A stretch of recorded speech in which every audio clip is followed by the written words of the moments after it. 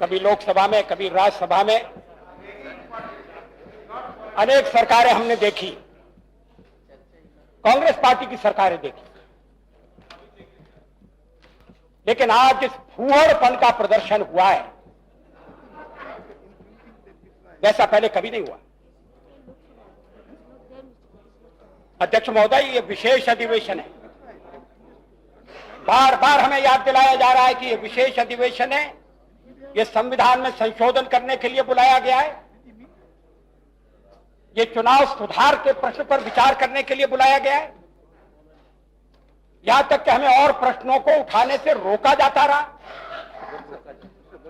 अध्यक्ष महोदय, हम पहले से इस बात पर बल देते रहे हैं कि अगर चुनाव में संशोधन करना है, चुनाव आयोग जो एक व्यक्ति नहीं है, संस्था है। प्रश्न केवल शेषन का नहीं है, प्रश्न एक संस्था का है।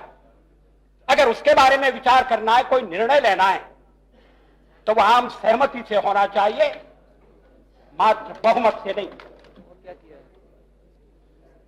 मगर उस दिन आपको याद होगा, आपके चैम्बर में भी जो बैठक हुई और मैंने श्री विद्याचरण शुक्ल जी से कहा था कि आप बहुमत से फैसला करना चाहते हैं, कहने लगे हाँ हम करेंगे। कल भी यह बहुमत का सवाल उठा था, आपने गणना नहीं की कि 2/3 बहुमत जुटेगा या नहीं जुटेगा।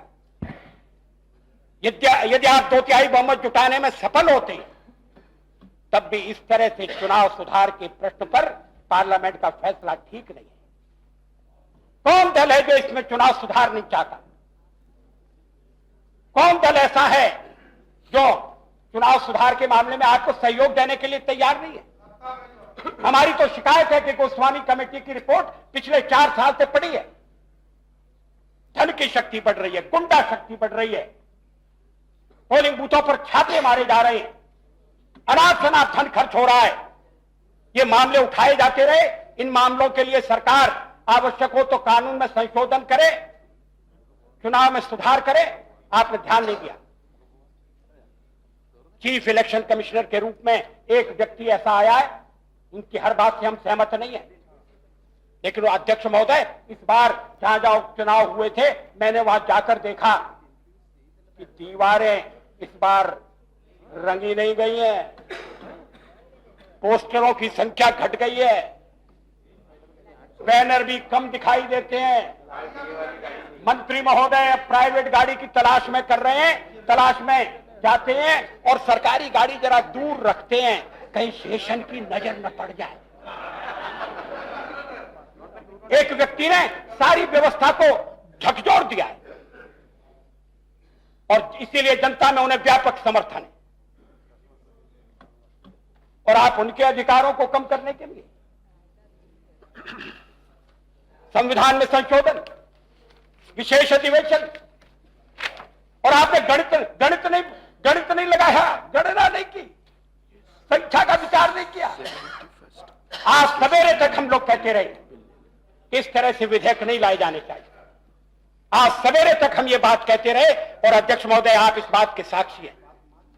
आपकी बात भी अगर सरकार ने सुनी होती, क्योंकि आप हमेशा इस बात पर बल देते रहे हैं कि ऐसे महत्वपूर्ण प्रश्न पर एक आम राय होनी चाहिए। केवल इसलिए नहीं कि आप बहुमत नहीं जुटा सके, बहुमत नहीं जुटा सके वो तो आपकी बड़ी भारी विफलता है, और उसके लिए तो मैं कह सकता हूं आपको गिनती भी नहीं आती। लेकिन अगर आप 2/3 बहुमत जुटाने की स्थिति में आ जाते तब भी उसके बल पर इस तरह के विधेयक पास कराना, ये न तो चुनाव की व्यवस्था को पुष्ट करने में सहायक होंगे और न इस सदन की गरिमा को बढ़ाने में सहायक होंगे। अध्यक्ष महोदय, अब क्या होगा? ये विशेष अधिवेशन बुलाया गया था जिस काम के लिए, उसका तो काम तमाम हो गया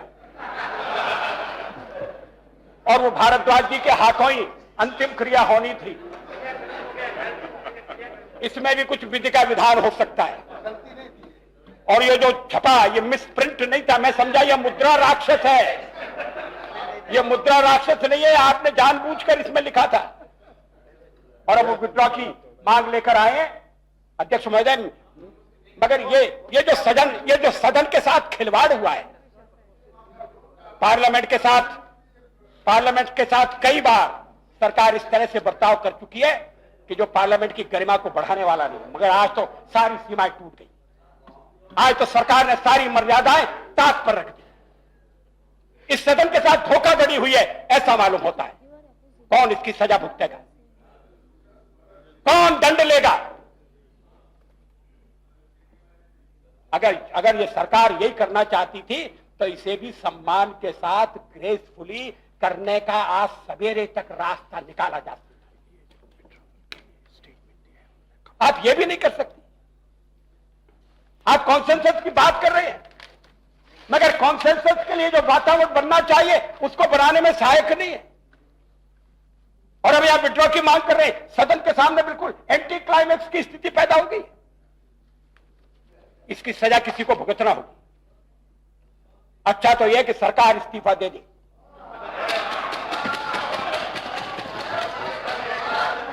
अध्यक्ष महोदय, आपसे मैं मांग कर रहा हूं कि अब इस विशेष अधिवेशन को आगे चलाने की कोई आवश्यकता नहीं है।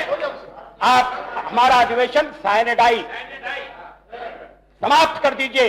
हम जिस काम के लिए आए थे वो काम तो अब होना नहीं है। हम और कामों में लगे और पार्लियामेंट का अधिवेशन भविष्य में सोच समझकर बुलाया जाए। अगर ये सरकार अपने पीछे संख्या बल नहीं खड़ा कर सकती तो नैतिक सरकार को पद पर रहने का, सत्ता में रहने का कोई नैतिक अधिकार नहीं है।